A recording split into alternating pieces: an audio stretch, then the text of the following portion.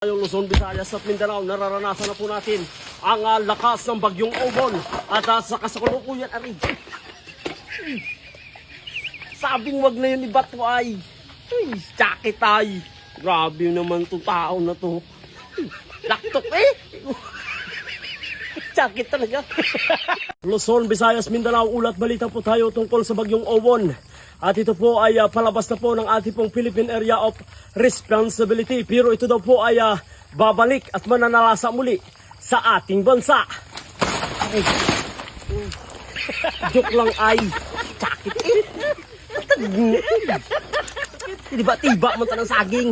Luzon, Visayas, Mindanao, ulat balita na naman po tayo at damang-damo na po natin ang lakas ng bagyong Bibera na ngayon ay bumabayo na. Pre, bakit yun na naman ang inano mo, pre man? Grabe man talaya, tikita-kitay.